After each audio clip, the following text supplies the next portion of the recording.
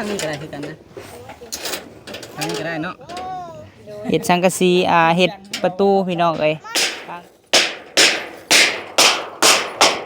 ทำไม่เห็ดจับไปอาที่ใส่ก็ใส่ที่ทางหน้านี่พี่น้องเอ้ยเนาะแต่ทางหน้าผ้ากระจาดแผ่นหนึ่งด้านข้างนี่ก็ประมาณ2 แผ่นพี่น้องเอ้ยเนาะเพราะว่าส่วนลายฝนมันจะมาทางนี้พอฝนตกสาดมานี่เนาะ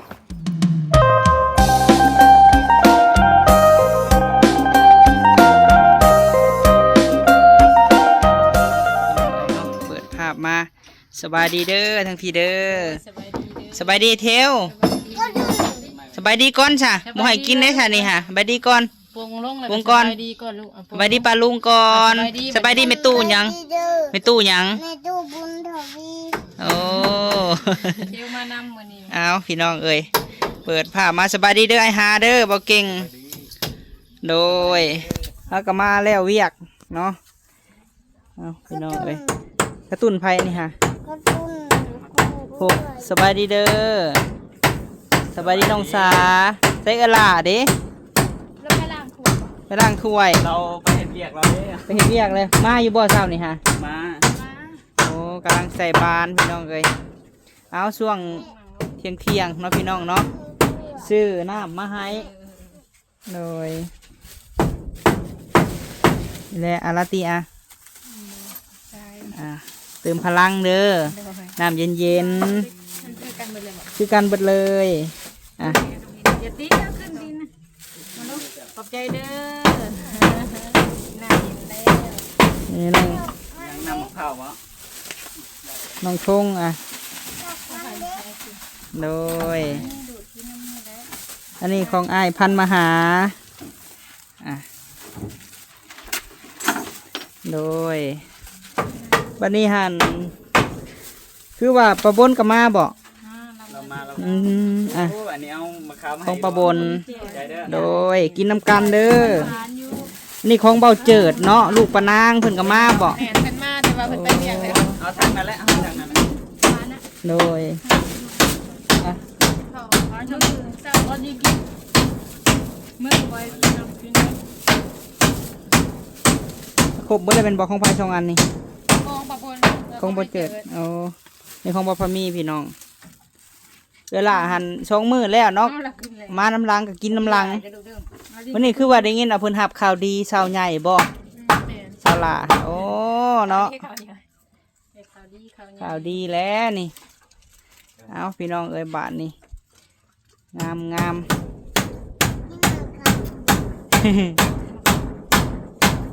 งามผักเป็นหยังบาทนี่เนาะทั้งเอ้อยเพิ่นก็ขวดทานพี่น้องเอ้ยสบายดีเด้อชาเด้อขวดทานป้าบุกเป็นบุกเลยเนาะ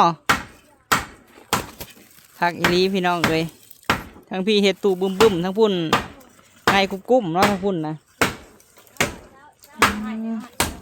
งามงามพี่น้องเอ้ยพี่น้องเอ้ยเนาะโอ้สบายดีตู่คำเด้อสบายดีไหมเท้าโดยบางทีซื้อสังกะสีมาเลยพี่น้องเอ้ย ทางนี้ก็ได้คือกันนะทางนี้ก็ได้เนาะ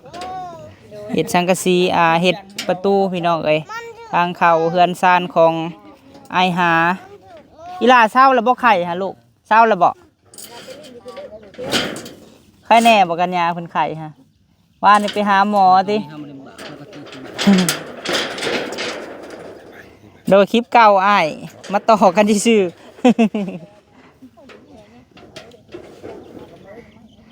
เดี๋ยวเลยเดี๋ยวแป๊บนึง บัดอันนี้ฮะใส่ผักกระจาดบ่เก่ง ตัวนี้นะ แม่น แล้วแต่เจ้าของเฮือนเพิ่น แล้วแต่เจ้าของเฮือนเฮากับผู้ซอยก็แล้วแต่เจ้าของเฮือนคือกัน ใช่บ่อ้ายใส่กระไซบ่คันใส่ทั้งพี่และจงทั้งพุ่นอ้ายเอ้ยเพราะว่าคันฝนตกแล้วมันสิมาทั้งพี่ฝนนะ ข้างลมนี่แหละ โดยกระจาดนี่ประมาณ2 แผ่นเนาะบ่เก่งเนาะเพราะว่าคันสิขังเบิดมันก็สิฮ้อนพี่น้องเอ้ย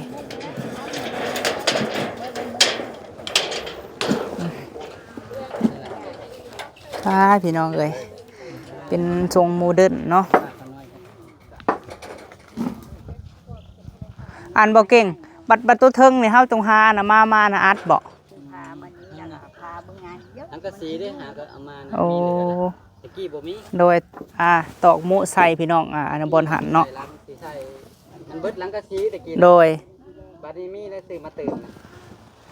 ลังกระสีแผ่น นี่เนาะ ตัวสิเอาตัวนั้นเฮ็ดประตูทำอินน่ะ โดย บัดนี้ ถือว่าเตียงนี่เอาไว้บอนกินข้าวกินน้ำเนาะพี่น้องเนาะเฮ็ดบอนกินข้าวกินน้ำอันนี้ก็บอนนั่งกินข้าวหรือว่าเตียงก็บอนนั่งลิ้นเนาะกว้างแล้วพิมพาเอ้ยบัดนี้เฮือนซานกว้างเลยบนอยู่กว้างแล้วบัดนี้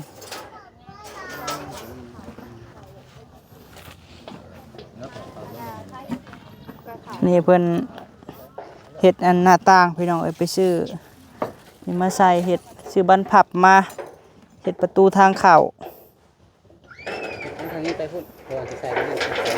มันจังบ่บาดมันเป็นมาตักนั่นแหละ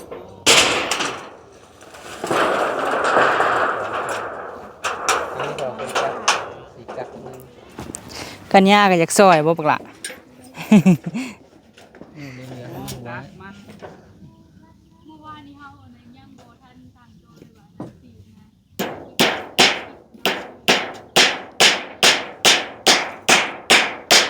สักกะสียังอันหนึ่งบ่ นี่ สีตัวสีนี่ได้ แม่นทำอีทว่าหน้ามันบ่ได้กว้างปานนี้ซื้อมามันกว้าง โอ้ คือว่าหน้ามันสอดหลังกะสีธรรมดาแต่แทบมันยืดรอนมันน้อยมันก็เลยกว้างกว่า ผู้ดีอันเดียวยังแผ่นหนึงแมันบ่ นี่ เอาไปใส่เสาน้อยเนาะตรงนั้นเนาะ แม่นพอดีเอาใส่ซะหน่อย เพราะว่าเฮือนเสาน้อยเฮายังบ่ทันใส่พี่น้องเอ้ยมีแต่เฮาซื้อบ้านทับมากับสังกะสีเฮาซื้อมาแล้ว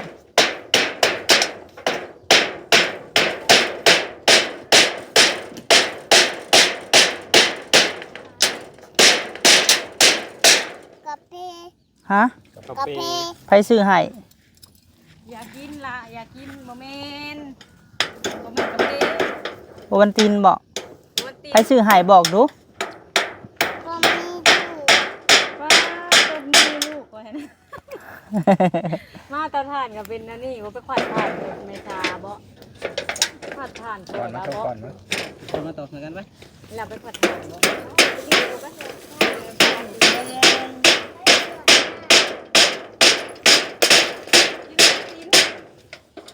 วันก่อนครับ ปลุกเตียง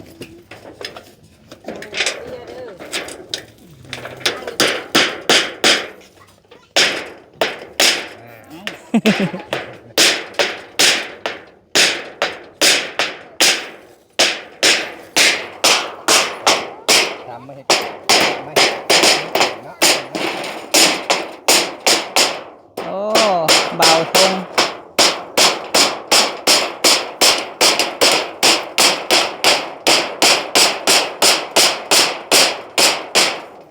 นี่ครูมันต้องเบิ่ง ตูพระคุณนี่สร้างทงเลย เนาะยังตูกประตูคูณแล้วพี่น้องเด้อบาทนี่ สร้างทงได้ สั่งทงบ่เป็นหัวหน้าทีมบ่ เอ้า เอาเด้อกันเนี่ยเบิ่งคักเด้อ อย่าพาป้า เริ่มกระเด็นใส่ตาเลย อย่าพาป้า เจ้า ตบ มือ ปอก จับ ปอก มือ ก่อน นั่นแหละ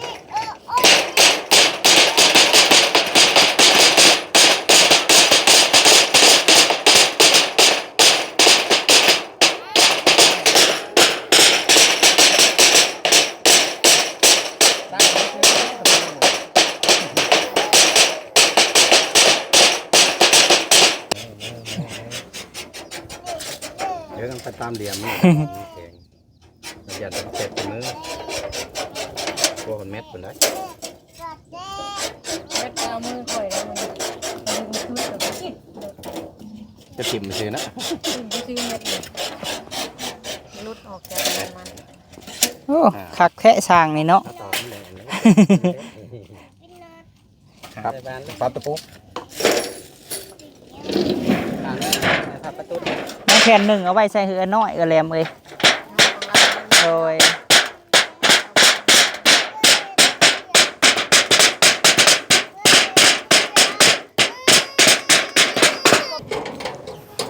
งานสองงาน จะใส่บ้านพับพี่น้องเอ้ย ตัวแล้วว่าบ้า หมู่บากก็ได้เนาะ มันห่างอยู่ ใส่เลย ใส่3บ่ เป็น ใส่ซองแล้วก็ปูถอนกลับแต่ตกครับกลับไป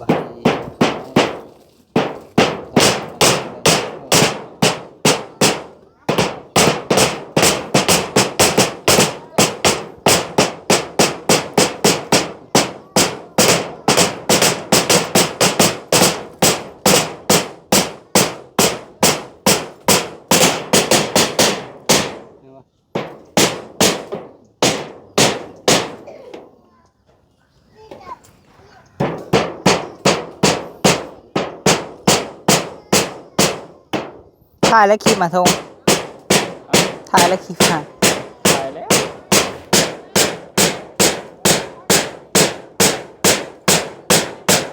ถ่ายอยู่ในคลิป ลงมือ2คลิปบ่ ก็ถ่ายเก็บทานสายพระเถาคลิป โอ้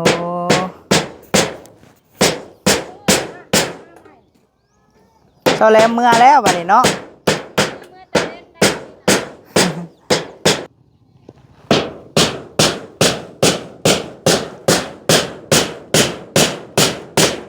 ตอกเอาพี่น้องเอ้ย เน่นแล้ว ตอกให้อันแน่นกว่าหัน หันได้ขาดที่จะนอนอยากขาดส่วน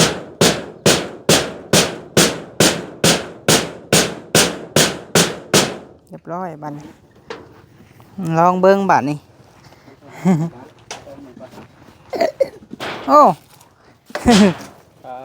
คือนัวได้ เอาข้างนะออกมานอกข้างนะเป็นออกมานอก เอากลางงามๆกินมา มันก็ปิดทางนี้จ้ะ เออ ข้างปิดข้างนี้แล้ว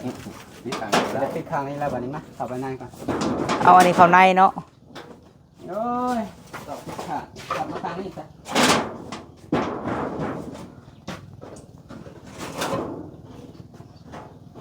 กลับมาทางที่เด้อ บ่ไม่ห้องกันบ่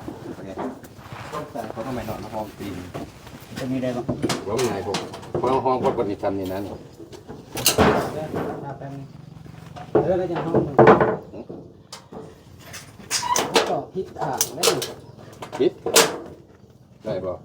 ต่อพิษขา มันจะเปิดออกข้างนอกได้ นี่เขาใส่ผิดทางแทนใส่เอาทางนี้ออกนี่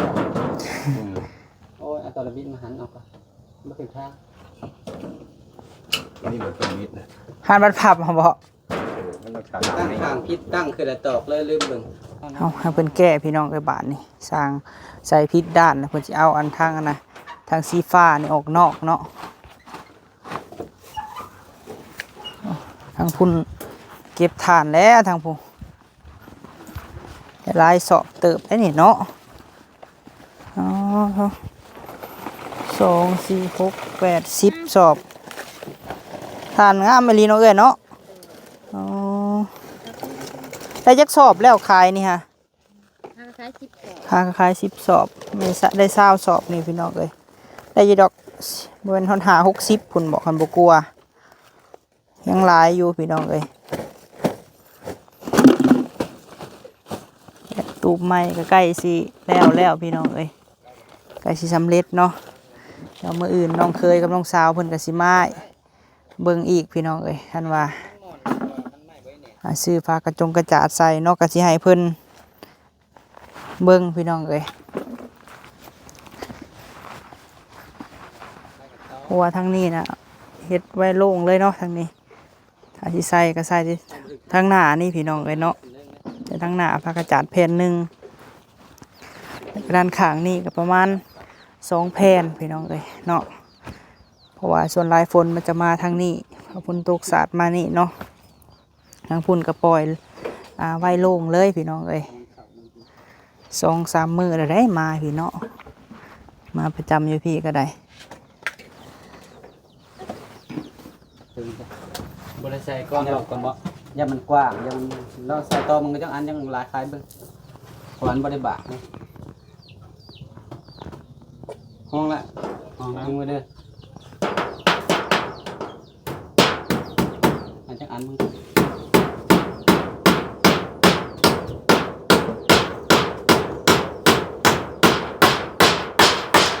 อันนี้ตัวรุ่นแบบนี้ มา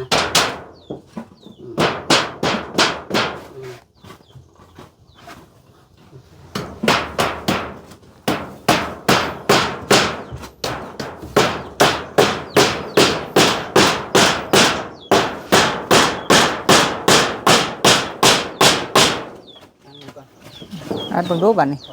ตามลงตัวนี้จึงบางนะตัวหายำนี่ขับเฮงบอกเรียนแล้วเรียนได้แล้ว พอดีซำนี่ ได้แล้วเอาหั่นเลยใส่ไม้ตัวหนึ่งนี่จะมีไม้เอาใส่ละลายไป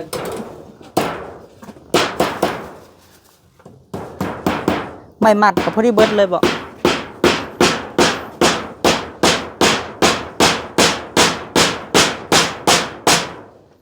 พอดีล็อกอันนี้ไว้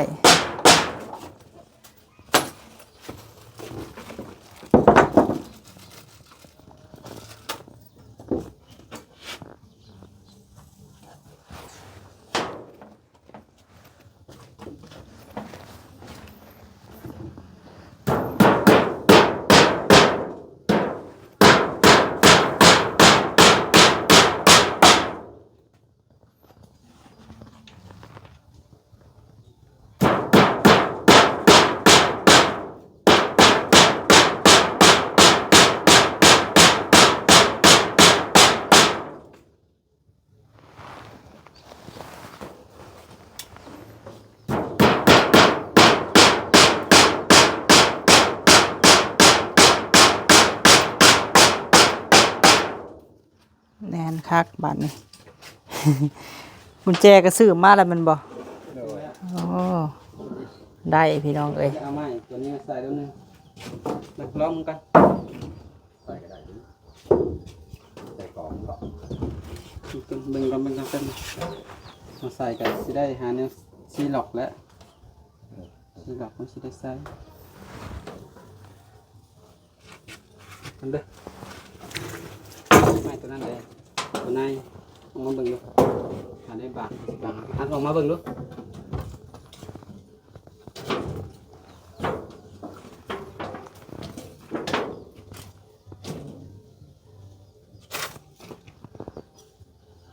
อันออกมาประมาณนี้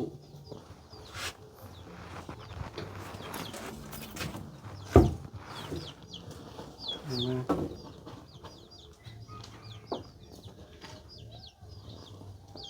ดีใจบ่กัญญา โดย สิได้บนล็อกให้เบิ่งดูห่ะ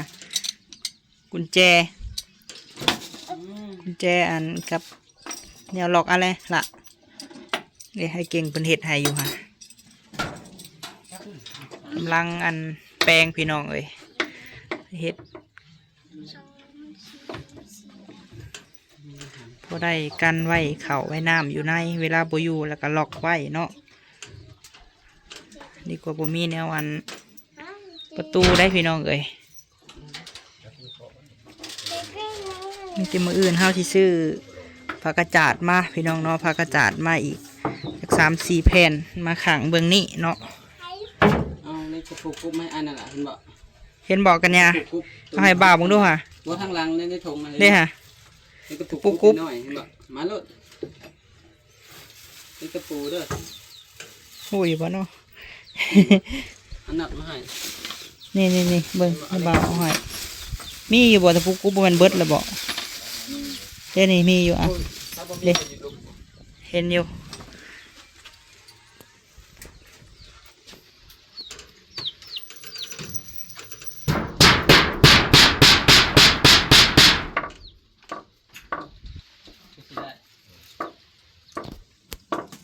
เอาพี่น้องเอ้ยเนาะเดี๋ยวคลิปนี้ป้าพะมีก็สิได้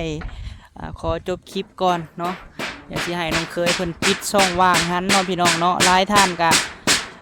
ถามเข้ามาหลายท่านอยู่พี่น้องเอ้ยเฮาก็เฮ็ดได้ซ้ำที่ว่าเฮาเฮ็ดได้เนาะพี่น้องเนาะคือน้องเคยเพิ่นก็ขอบบุญขอบคุณเพิ่นหลายๆที่เพิ่นมาเฮ็ดซอยพี่น้องเอ้ยหรือว่าพอมีก็ไปซื้อเครื่องซื้อของมาให้พี่น้องเอ้ยอันใดที่จับบายซอยกันเฮาก็เฮ็ดทำที่เฮาเฮ็ดได้เนาะพี่น้องเนาะอาจจะบกคักสำหรับหลายท่านเนาะพี่น้องเนาะที่เฮากับเต็มใจที่จะซอยเพิ่นพี่น้องเอ้ยโดย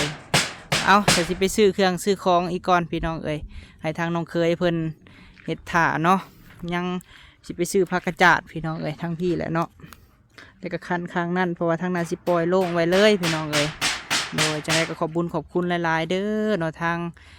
แม่ใจดีหรือว่าผู้ใหญ่ใจดีใจบุญพี่น้องเอ้ยเพิ่นอยู่ทางต่างประเทศพุ่นแหละเนาะเพิ่นได้สดซอยทางครอบครัวเอ้ยสาเข้ามาเนาะขอให้เพิ่นอยู่ดีมีแห้งพบพ่อแต่สิ่งดีๆเข้ามาเนาะขอให้เป็นห่มโพห่มไส้ให้ลูกให้หลานตลอดปีตลอดไปเด้อแม่เอ้ยผมโดยครอบครัวเนาะสู่ขู่สู่คนขอให้ประสบผลสำเร็จเนาะในหน้าที่การงานการเงินขอให้ราบรื่นที่ได้สดซอยเอ้ยสาให้มีบนอยู่บนเศร้ากับลูกกับเต้าเล่าพี่น้องเอ้ยโดยแล้วก็ขวดทานกับลูกกุ้วอยู่พี่น้องเอ้ยตั้งแต่เป็นเว้นพอแหละเราก็ได้บ่ได้อยู่บ่ได้เศร้าพี่น้องเอ้ยเพิ่นก็ได้เฮ็ดน้ำทานถ้าก็ได้20 สอบเนาะเอาพี่น้องเอ้ยพบพ่อคลิปหน้าเด้อเนาะพูดแหละจะออกไปอัปเดตทางเงินซันไม่บิ่งกับพบเพชรก่อนพี่น้องเอ้ยทางพี่ก็ให้น้องสาวกับน้องเคยเพิ่นเบิ่งเนาะพี่น้องเนาะเอาเวลาสิมาอัปเดตให้เบิ่งให้ส้มพี่น้องเอ้ยโดยสำหรับคลิปนี้ไปแล้วพี่น้องเอ้ยฝากกดไลค์กดแชร์ได้เด้อพี่น้องเด้อเนาะกล่าวคำว่าสบายดี